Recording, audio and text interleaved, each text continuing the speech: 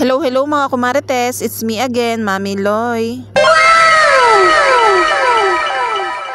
Ito nga pala mga kumarites, yung kaganapan namin kahapon, wala kasi akong ma-vlog. Friday nga pala ngayon at hindi nga pala kami nag-OT. Syempre wala nga yung aming inahin dahil nga absent, walang bantay. Pero syempre hindi naman kami umaalis hanggat hindi nga kami output. Tapos dapat pala bukas, Sabado ay may pasok nga kami, yun nga lang ay na-cancel. Kaya naman yung mga kasamahan ko nga ay for the palakpak nga ang mga tenga. Kapag ka nga ganitong wala kaming OT, inaabutan ko pa nga ang sikat ng araw. Gutom na nga kasi ako niyan dahil isang binggo nga lang yung kinain ko. Mag-withdraw nga sana ako dito sa BDO, yun nga lang wala nga laman. Sakto naman nakakita nga kami ng mga tuhog-tuhog din kaya sabi ko nga sa aking asawa bumili nga kami dahil nga ako'y gutom na. Sakto nga dito nga sa court may mga naglalaro ng basketball, may paliga ata. Pagka nga kasi Mayo na uso na naman ang mga liga sa mga barangay. Syempre pati na nga rin libot at saka mga sagala. Ang mga naglalaro nga dito ay puro kabataan, halos kasing edad nga lang ng aking anak. Gusto nga rin itong sumali sa liga, yun nga lang walang masalihan. So yun, habang kumakain nga kami dito nanonood nga kami nitong mga nagbabasketball. At shoutout nga po pala doon sa babaeng nakatingin sa akin kanina. Hindi ko nga alam kung nakikilala niya ako. Nung nag-start na nga kasi ako mag-video, ang sabi nga niya baka daw siya mapasama sa vlog. Napatawa na nga lang ako at hindi ko nga alam kung paano nga i-approach. Kaya naman kung kilala niyo nga ako, tawagan niyo na nga lang ako sa Mami Loy. Hindi ko kasi alam kung nanonood ba kayo ng aking mga mini vlog. Pero syempre kapag ka nga tinawag niyo ako Mami Loy, alam ko na. Kaya hayaan niyo kapag ka nga tayo sumasahod na dito sa Facebook, hindi ko kayo kalilimutan. Uy, ang tagal namang magpa-Gcash. Charot. Sa totoo lang kasi mga kumarites hindi pa nga tayo sumasahod dito kay Facebook. Opo, monetize na tayo pero hindi talaga ganun kadaling kumita dito. Kumpara talaga sa mga kilalang vlogger na. Kaya naman nag-upload nga din ako ng aking mga mini vlog. Syempre ito nga ay libangan ko lang naman. Pero mas maganda nga kung tayo ay sumasahod na. Pero hindi naman nga din ako nagmamadali dahil nga nag-e-enjoy nga lang ako sa aking ginagawa. Dahil nga kung seseryosohin mo nga itong pagbablog ay talagang mai-stress ka. At nung natapos nga kaming kumain ay nagpasama nga ako dito sa akin darling sa pinakamalapit na ATM machine. May sahod na nga pala ngayon kahit sa linggo pa talaga. Kapag kasi tumapat ng Sabado at Linggo ang sahuran ay matik na yan, Biyernes may sahod na. Pang-allowance nga lang pala mga kumarites ang aking wiwithdrawin. Dahil yung mga bayarin ko nga sa online ko na nga lang binabayaran. Tapos pag nag-GCash naman ako sakto nga lang talaga sa aking mga bayarin. Buti na nga lang at ang inilabas nga nitong ATM machine ay puro bariya. Kaya mas maigi pa rin talaga na meron nga tayong permanenteng trabaho. Kaya wag nating iaasa lahat sa pagko-content lang. Kung kumikita nga tayo dito ay ito nga ay sideline lang. Dahil sabi nga sa inyo, hindi talaga buwan-buwan ang pagsahod dito sa Facebook, lalo na kung maliit na content creator ka lang. Dito nga kami nagpunta sa tindahan nga ng aking hipag dahil nga nagkikrave tayo ng halo-halo. Nandito nga pala si na kuya pati yung mga tauhan niya. Dito kasi sa subdivision na to ay meron nga pala silang ginagawa. Nagtanong nga kami kung saan may tindang halo-halo at tinuro nga nila dito sa kabilang kanto daw. At ayan, ito nga pala yung bahay na ginagawa ni na kuya ngayon. Sa mga hindi nga pala nakakaalam, ang kapatid ko nga palang panganay na nagagawa nga sila ng bahay. Kaya kung magpapagawa nga kayo ng inyong mga mansion alam nyo na kung sinong tatawagin. Char. Pero syempre hindi naman agad-agad tinatanggap yan at kailangan talaga may deal kayo. At ang asawa ko nga ay dating tricycle driver, ngayon nga itauhan na nga rin ng aking kapatid. Dati nga ay hindi nga maalam mag-electrical yung aking asawa, ngayon nga ay tinuruan nga ng aking kuya. Kaya kung magpapa-electrical nga kayo alam nyo na. Ay bago nga yan natuto ay nakailang kisay nga iyan. Charot. Pero no joke yun, no totoo yun mga kumarites. Paano ka nga naman daw matututo kung hindi ka makukuryente? Huy! At ayan, dito nga ako bumili kay ate at tinanong ko nga kung magkano yung kanilang halo-halo. Ay ewan ko ba sa init nga ng panahon ngayon konti nga lang ang nagtitinda ng halo-halo, wala nga akong makita. Ilang araw na nga rin kasi ako nagkikrave ng halo-halo. 40 pesos nga yung isa niya at nasa malaking cup na nga siya. Dalawa nga yung in-order ko, tigisa nga kami ng aking anak dahil ayaw naman ng aking darling. Nagipit na nga din ako dyan dahil nga sobrang banas. Buti na nga lang dito nga malapit sa may subdivision ay meron ngang tinda. At ang bilis nga lang ni ating inihanda itong halo-halo, kaya naman umuwi na nga kami nitong aking asawa. Hay Diyos ko, craving satisfied na naman tayo mga kumarites, kala mo'y naglilihi. Dito na nga lang din kami umikot sa aming pinanggalingan kanina. Dito nga ulit yon sa bahay ng ginagawa ni na kuya. Buti na nga lang at maraming ang tanggap si na kuya ngayon at hindi nga nawawalaan. Thank you Lord. Dahil nga yung pinagtatrabahuhan nga ng aking asawa dyan ipinambibili nga namin ng ulam namin sa araw-araw. Kaya saludo talaga sa mga construction worker at sa mga nagtatrabaho nga sa initan. Dahil Diyos ko sa sobrang init ng panahon ngayon buti nga kinakaya nila. Ako kahit papano nagpapasalamat din dahil nga sa pinagtatrabahuhan ko nga ay may aircon. Kaya kung tutusin tutuusin nga ay mas doble nga ang pagod nitong akin darling. Minsan pa pagka nga nauuna pa siyang umuwi, siya pa nga nagluluto ng aming pang-ulam. Pero pag pagod nga din siya, nabili na nga lang kami ng lutong ulam. Pagkadating ko nga dito sa bahay, naabutan ko nga na andito sa kwarto tong aking anak. Para na nga rin itong ako na nagkakaigi nga lang sa loob ng kwarto at hindi nalabas. Binigay ko na nga itong halo-halo na binili ko at maigi nga ding merienda. At nung tinawag ko nga agad namang tumayo. At yan, ang mga oras nga na yan, pinagagalitan nga nitong aking asawa itong aking anak. Hindi ko nga pala alam kung bakit pinagagalitan. Ay Diyos ko, itong bilyarang ari hindi na makaalis din eh. Maliit na nga yung space ng bahay namin, lalo pang lumiit. Wala naman kasing paglalagyan dahil sa labas naman ay puro motor. At ang ginagawa na nga lang nila tuwing hapon ay inalalabas na nga lang sa may kalsada. Tapos hinahayaan na nga lang namin yung mga bata na makapaglaro. At ayan, may daladala na namang mangga itong aking asawa. Mamaya ay lalagyan ko nga yan ulit ng itlog na pula. At ayan, dahil sa sobrang init nga ng panahon ay ang bilis nga matunaw nitong yelo ng halo-halo. At ayan mga kumarites, ilang araw ko pa nga lang ginagamit sa mukha yung sabon na binili ko na Afterglow. At yung tagihawat ko nga ay ang bilis nga lang matuyo. Nagluto na nga rin pala ako ng aming uulamin dahil nga Diyos ko napakahirap mag-isip. Ito pa nga pala yung pinabili ko kay Mudra na bangus. Nilagyan ko na nga lang nitong Tasty Boy para nga hindi tumalsik kapag ka piniprito. Alam nyo naman na kapag ka nga ang bangus ay piniprito ay nagtatalsikan talaga. Pero try nyo nga lagyan ng mga crispy fry, ganyan Tasty Boy ay hindi nga yan tatalsik. Tapos binalatan ko na nga din pala itong mangga. Pagtingin ko nga sa rep ay isa na lang pala itong itlog na pula. Tapos ang dami-dami ko namang ginayat na mangga. Tinanong ko nga si Mudra kung may tinda siyang itlog na pula, yun nga lang ay wala. Kaya ang sabi niya ay maglaga na nga lang daw ako ng itlog. Ay oo nga naman, pwede naman palang lagyan itong itlog na puti. Kaya kumuha na nga ako ng lagayan at tayo ay maglalaga na. At syempre antayin nga natin yung kumulo para maluto. Tapos lumabas nga ako at medyo dilim na. Dito naman sa tapat ng tindahan ni Mudra ay meron namang ilaw. Kaya kahit maglaro nga sila dito ng gabi na ay okay lang. Pagkakatapos nga nilang maglaro ay tsaka naman namin ipinapasok ulit sa loob ng bahay. Kaya naman yung sopa ko nga ay hindi na nga maupan. At dahil nagugutom na nga ako mga kumarites, nalimutan ko na nga videohan itong ating ulam. Kaya naman kahit bawas na, binidyohan ko pa rin. Tapos nagayat na nga rin ako nitong hinog na mangga. Kain po tayo. So yun lang naman mga kumarites. Thank you for watching. Bye!